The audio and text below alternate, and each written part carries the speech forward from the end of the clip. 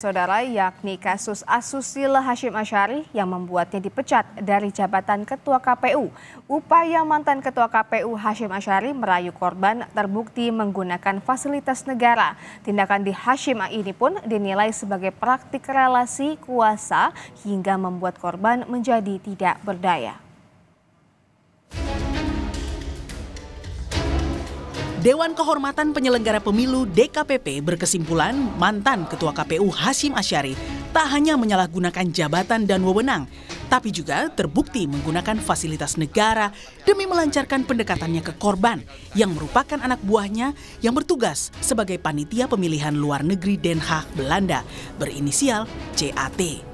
Dari awal sampai sekarang ini, saya mengalami ups and down yang cukup besar. Di sini saya mau memberikan apresiasi yang setinggi-tingginya kepada DKPP yang sudah berani mengambil keputusan yang seadil-adilnya.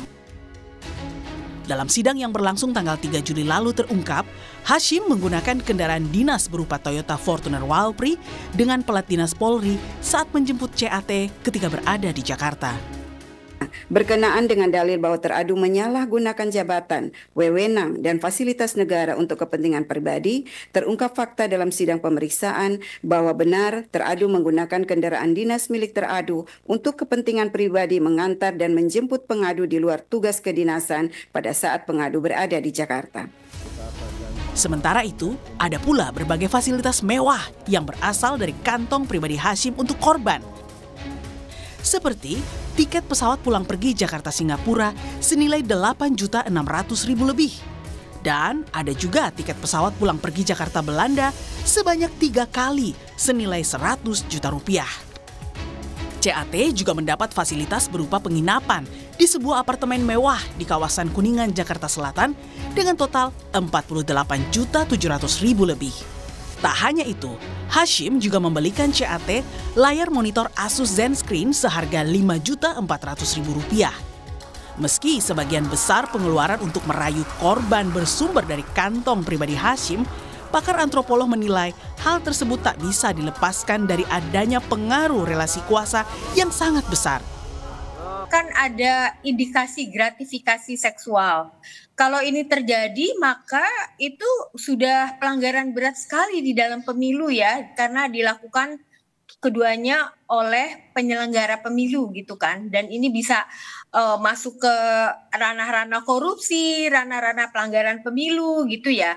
Perbuatan-perbuatan itu kan dilakukan ketika yang bersangkutan sedang menjadi ketua KPU. Jadi sulit sekali untuk melepaskan keterikatan antara dia sebagai pribadi dengan dia sebagai pejabat. Itu nggak bisa dipisahkan. Di situ kan ada kewenangan-kewenangan yang besar sebagai ketua KPU untuk melakukan apa saja. Dan di situ juga sangat terkait dengan kekuasaan dan kewenangan yang dia miliki yang begitu besar gitu. Tak ada kata penyesalan.